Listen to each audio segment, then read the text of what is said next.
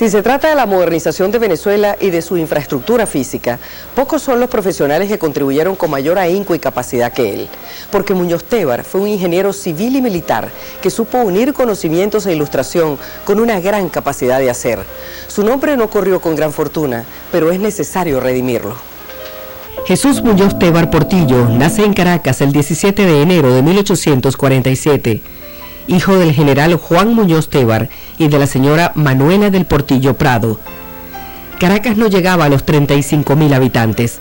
El presidente era Carlos Sublet, quien para entonces inauguraba la primera carretera entre Caracas y el mar Guaireño, justo 3 días después del nacimiento del ilustre bebé en la casa de los Muñoz Tevar. Muñoz Tevar nace en una Venezuela sumida por esa lucha que hemos titulado Enfrentamientos de Caudillos. Estaba gobernando para aquel entonces el general José Tadeo Monagas, iniciando su gobierno, que va a llevar a una reacción muy propia de la época contra la persona que lo había enaltecido en el ejercicio de la presidencia, el general José Antonio Páez. Vemos que su padre está presente en medio de aquel debate y opta por separarse del paecismo y unirse a las filas del nuevo régimen de gobierno que se estaba perfilando en ese entonces, que van a dirigir los hermanos Monagas. Gran influencia ejercieron en su formación el médico don Jerónimo Blanco y don Manuel María Urbaneja, doctor en ciencias exactas. Este último sería referencia crucial para modelar su conducta como hombre público, humanista y profesional. Jesús era un jovencito precoz, de ingenio y de conducta madura. Con solo 14 años colaboraba con el mantenimiento de la disciplina en el recinto escolar. Comenzó a trabajar en la Secretaría de Guerra y Marina en 1883, iniciando así una fulgurante carrera pública que abarcaría un poco más de 35 años de fructífera labor. Más tarde fue designado subsecretario de Gobierno del Estado Aragua, al mando del general Francisco Linares Alcántara. Él fue el pionero, el primer gran gerente de la cosa pública. Muñoz Tevar se dedicó a la administración de la gerencia pública por un periodo muy largo, incluso incluyendo varias presidencias, y eso le dio una experticia y un profesionalismo sumamente necesario y útil desde esos tiempos. Su familia era liberal y fue allí donde Muñoz se inscribe indisolublemente en el bando que ostentaba la bandera de la Federación. Publica sus primeros artículos de carácter político. Obtiene el grado de teniente de ingenieros en la Academia Militar de Matemáticas de Caracas y recibe su título de bachiller en filosofía en la Universidad Central de Venezuela. Él era realmente un ingeniero militar, venía de la Academia de Matemáticas. Y en ese momento los ingenieros militares no tienen como formación una dimensión social ni de los problemas ni de sus actuaciones, son unos técnicos. Jesús Muñoz Tevar constituye una de las figuras emblemáticas del momento auroral de la ingeniería venezolana. Es una especie de edad de oro que ha pasado a la historia tanto de la disciplina como de la cultura venezolana en general. Es un momento del cual los ingenieros venezolanos salieron a la palestra pública dentro del contexto, dentro del marco del conjunto de obras públicas que desarrolla Antonio Guzmán Blanco. Tanta importancia otorgaba Muñoz a las matemáticas que hasta les dedicó un poema. Aseguraba que las matemáticas estaban ligadas estrechamente con la labor de un verdadero estadista, porque con la lógica y racionalidad que ellas aportan, se puede aspirar a administrar rectamente los recursos del tesoro público. Su formación profesional abarcó varios bienios, al término de los cuales su rendimiento fue tan satisfactorio que le garantizó su ingreso a la Secretaría de Guerra y Marina. Alternaba como profesor en la Academia de Matemáticas y hasta fundó su propia casa de estudios en Catia, una escuela nocturna y gratuita para adultos. Era un conocedor de la contabilidad, del control. O sea, él estaba en su especialidad bien dotado para poner orden en las cuentas del gobierno. Y además de eso, por los maestros que tuvo, Urbaneja y otros que se citan en el libro, era de una gran disciplina individual y de una gran honradez. Y eso le valió, quizá, el mérito para seguir en tantos gobiernos distintos que tuvo que atender. porque él fue desde el primer Guzmán en el septenio casi hasta Gómez. O sea que probó las delicias y las malicias de la gestión gubernamental por muchos años. Su filantrópica labor pedagógica fue reconocida al ser designado en 1871 secretario de la Dirección Nacional de Instrucción Primaria. Desde allí impulsó nuevas iniciativas, todas orientadas a un objetivo: extender la educación popular a todos los rincones del país. Con entereza, no se detenía por los inconvenientes, invertía su propio peculio y aún tuvo tiempo de escribir libros de historia, matemáticas y geometría. Pronto estuvo al frente de una escuela modelo que pretendía aplicar en Venezuela los adelantos pedagógicos más importantes de Francia y Estados Unidos y convertirse en semillero de profesores para las nuevas generaciones. Muñoz Tevar sí, Muñoz Tevar tenía la idea de que la educación era un instrumento de crecimiento de la capacidad de un pueblo muy importante, ¿no? Y efectivamente estuvo siempre muy interesado, muy pendiente, digamos, de todos los proyectos de educación de la época, ¿no? Para 1873, Guzmán Blanco, quien se había hecho con el poder absoluto en Venezuela, lo llama para ocupar la cartera de Fomento. Muñoz tenía apenas 26 años y asumía uno de los despachos más fecundos en proyectos de realización material y donde Guzmán Blanco centraba la dinámica modernizadora de su gobierno. Había regocijo en el seno familiar, pues continuaba la senda recorrida por sus antepasados, todos secretarios y ministros de Estado. Jesús Muñoz Tevar va a convertirse en algo así como el ala técnica, el brazo tecnocrático del régimen de Antonio Guzmán Blanco. Él es un hombre que va a ser un ingeniero y un funcionario leal, un funcionario eficiente, aquella persona en que Guzmán Blanco confiaba cada vez que la decisión requería de un manejo técnico, de un manejo científico más detenido, más cuidadoso, al promedio que normalmente representaban los retos que se planteó en su gobierno, que se planteó en su gestión.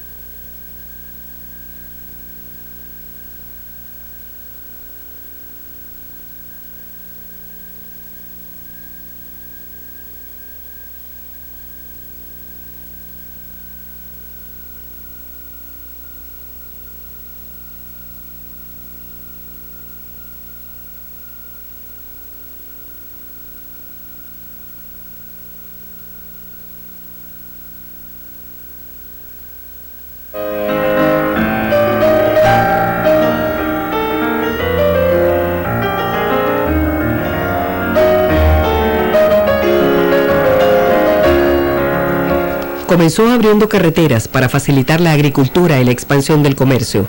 Envió agua potable a los pueblos, construyendo acueductos. Edificó el Capitolio Federal como asiento a los poderes públicos. También la Plaza Bolívar de Caracas. Restauró la Iglesia de la Trinidad, que serviría luego como Panteón Nacional. Solo paró, muy a su pesar, cuando Guzmán lo llama a incorporarse a su Estado Mayor, pero regresa al ministerio, restablecida la ansiada paz. Trata de recuperar el tiempo perdido y lo hace con tal eficiencia que el Ministerio de Fomento se rebasa, lo que lleva a la creación de un organismo que se dedique solo a la construcción. Y así nace el Ministerio de Obras Públicas, cuyo primer titular es Jesús Muñoz Tevar. Ese cargo lo ocuparía 7 veces más. Instauró la obligatoriedad de informar en las memorias ministeriales sobre el uso de fondos públicos. Él yo creo que atendió todas las necesidades de las obras públicas en diferentes áreas, ¿no? Desde el proyecto del Hospital Vargas, por ejemplo, desde lo de los puentes, los teatros, en fin, yo creo que En esa época el ingeniero tenía que ser un poco arquitecto también, ¿no? Y entonces eso le permitió pues ser sumamente eficaz en diferentes áreas de la administración pública. Muñoz Tevar logró sustituir el fusil de la guerra por el pico y la pala de la paz. La ejecución simultánea de tantas obras dejó perplejo a más de un venezolano de aquel bucólico siglo XIX. Las ansias de progreso y civilización estimularon los ánimos de una sociedad ávida de superar los escollos de un pasado en permanente crispación. El ritmo de trabajo de Muñoz era demencial y, como todo organismo, aun cuando sea joven, posee un límite. Él lo estaba pasando. El exceso de trabajo comienza a hacer mella sobre su organismo. Renuncia al cargo en mayo de 1875. Sin embargo, sigue prestando puntuales servicios al gobierno de Guzmán, sobre todo en compras al exterior. Más adelante, se ocuparía de los trabajos del acueducto de Macuto y de la edificación allí de una residencia de descanso, propiedad de Guzmán. Es un ministro con posiciones altivas, es un hombre que no es complaciente en modo alguno con el régimen, por supuesto, es un funcionario guzmancista que tiene que hacer lo que todo funcionario guzmancista que se respete debe hacer, pasar por las horcas caudianas a veces de la adulación, de la exaltación de la figura. Sin embargo, no es un hombre complaciente, es un hombre que cada vez que lo sintió necesario renunció a su cargo y Guzmán Blanco le aceptaba, cosa que tampoco era común y que pone de bulto el inmenso respeto, el inmenso prestigio que tenía este profesional. Lo volvió a llamar en los momentos en los que sentía que hacía falta una cabeza mejor amoblada y más organizada para resolver algún problema concreto. Electo presidente Linares Alcántara, los colaboradores de Guzmán comienzan a ser criticados por sus ejecutorias y Muñoz Tevar se ve en la necesidad de defenderse, lo cual hace con propiedad. Los meses siguientes se dedica a su familia y permanece al margen de la política. En 1878, la Universidad Central de Venezuela le confiere el grado de doctor en Ciencias Filosóficas. Sucede que Linares Alcántara muere repentinamente y Guzmán regresa a la presidencia por 5 años más, con lo que Muñoz Tevar vuelve al despacho de Obras Públicas. De allí al Zulia, a cumplir funciones políticas en aquel agitado estado occidental.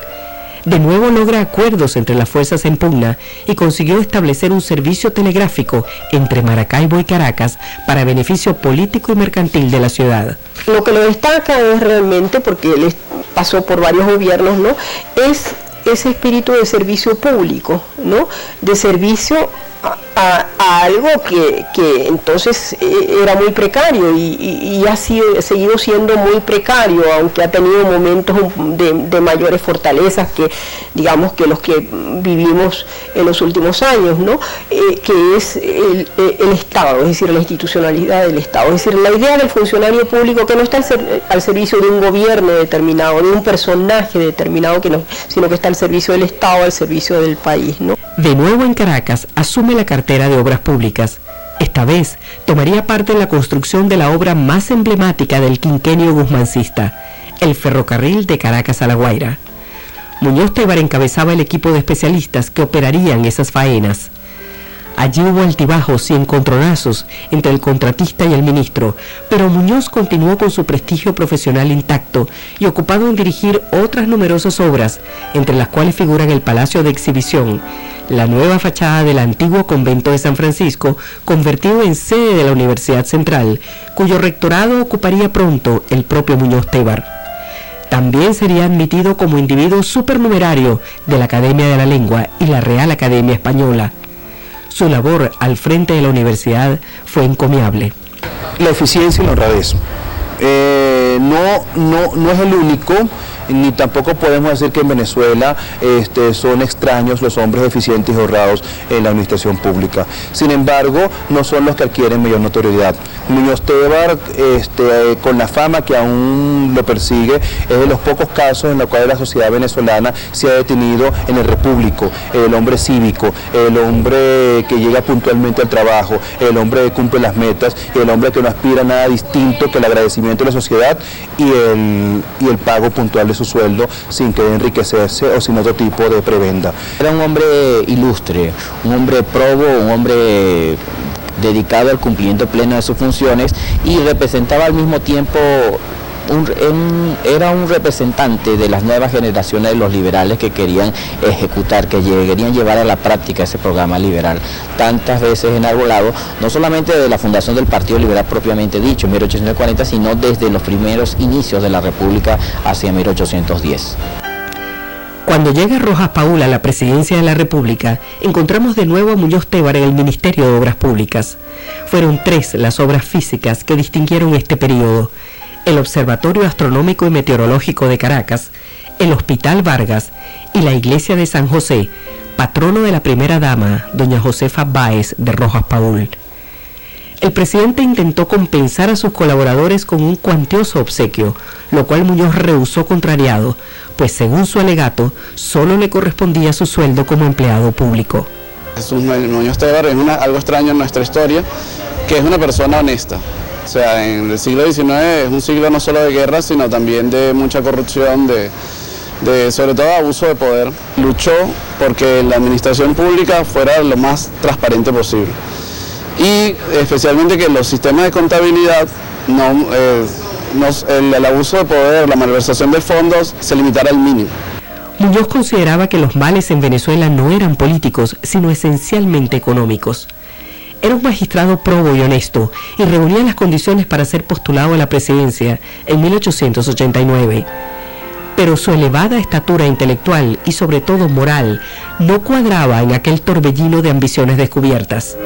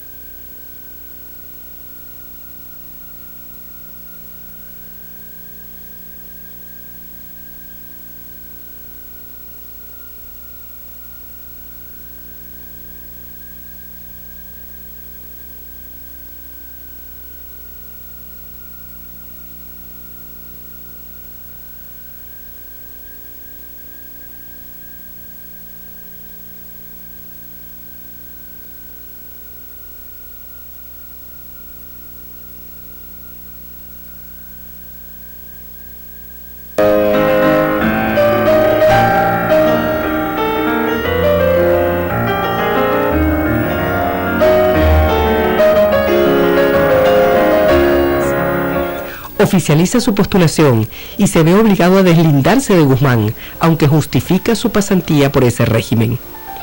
Al final, desistió de su candidatura, pero resultó elegido como senador por el Estado Bolívar.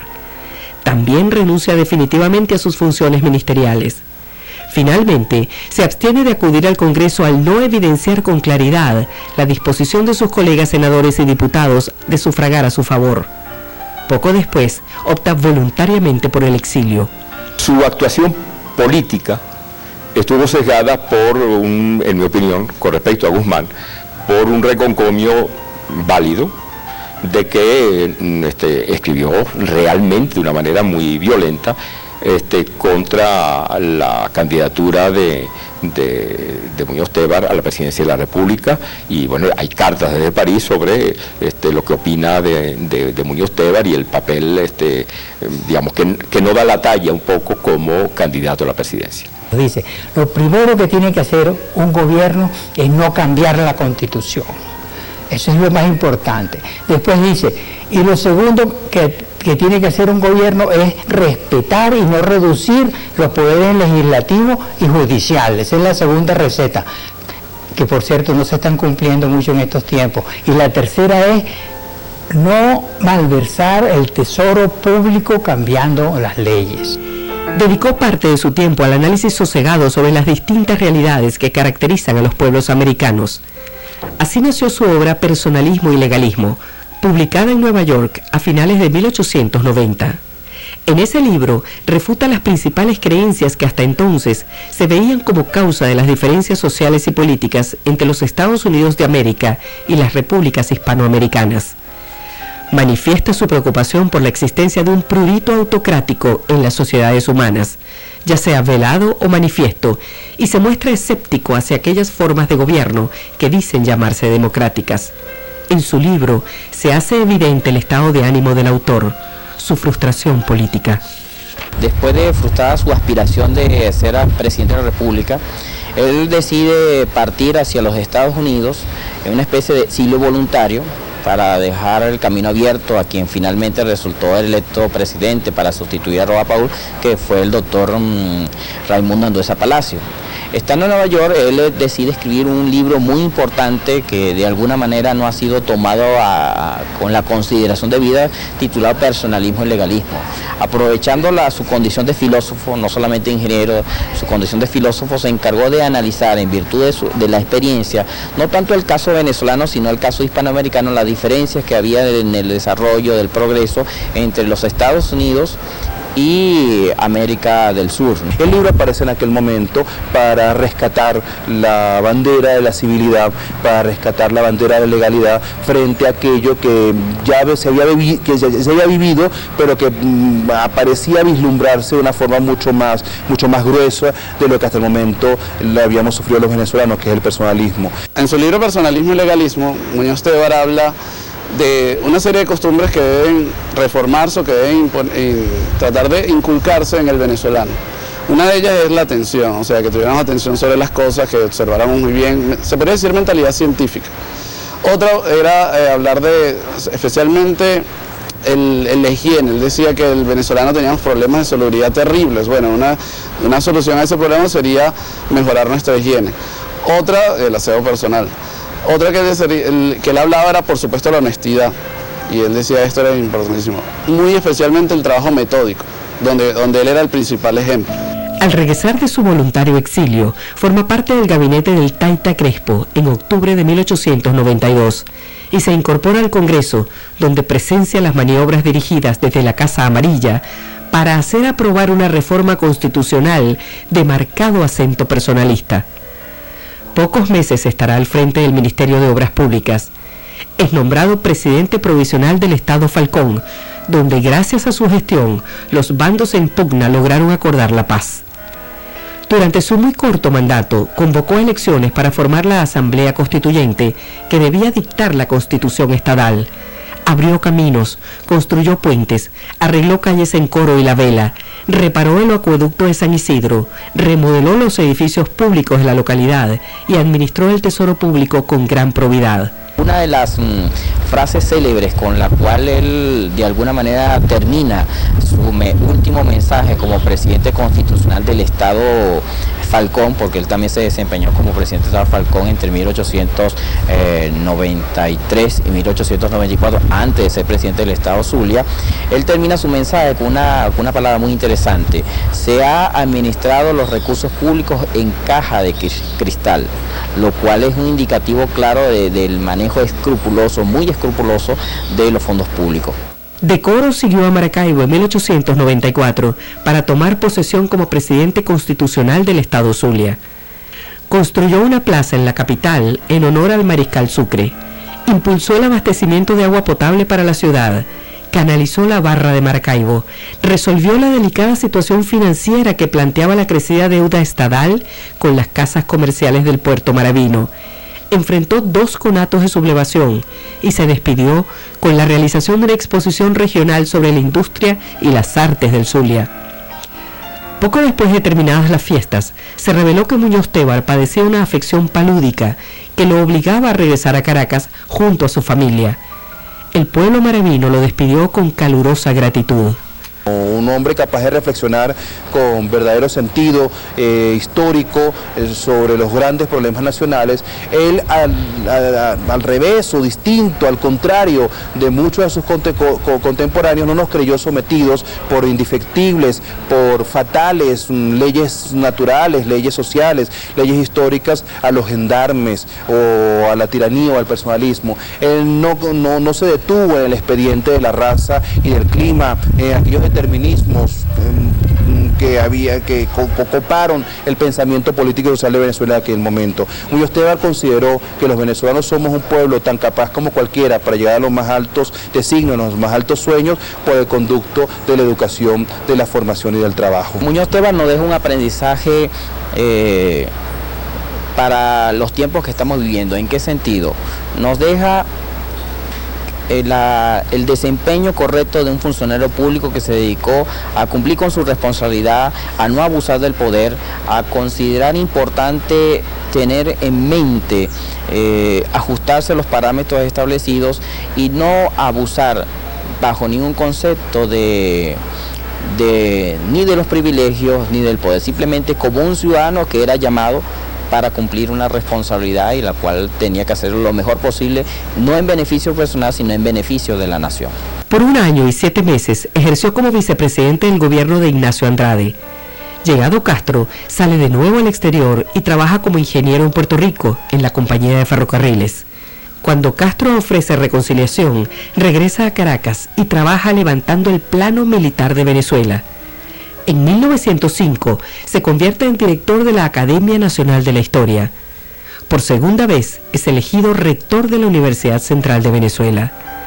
Cuando llega a Gómez al poder, cuyos primeros pasos estuvieron marcados por la tolerancia y la amplitud, Muñoz Tevar aparece entre los nuevos integrantes del Consejo de Ministros de la nueva rehabilitación, para ocupar sin mucho entusiasmo una complicada cartera, la de Hacienda. Trabajó febrilmente para contribuir con el país. Su último acto oficial fue refrendar un decreto donde se ordenaba el cese al cobro de un ruinoso impuesto que afectaba a los productores de café, cacao y cueros. En mayo de 1909 renunció al cargo debido a una delicada enfermedad y se recluyó en la intimidad de su familia hasta su muerte, acaecida en septiembre de ese mismo año, a los 62 años de edad. A Muñoz Tevar le faltó ambición personalista. Por ello se convirtió en un funcionario de segunda categoría, llamado una y otra vez por los mandones de turno para confesar su falta de escrúpulos legalistas. Perteneció a esa clase de individuos quienes, aún poseyendo todas las virtudes y méritos para conducir a sus pueblos por la senda del buen gobierno, se les hace difícil acceder a la cima del poder por carecer de la perspicacia de un príncipe maquiavélico.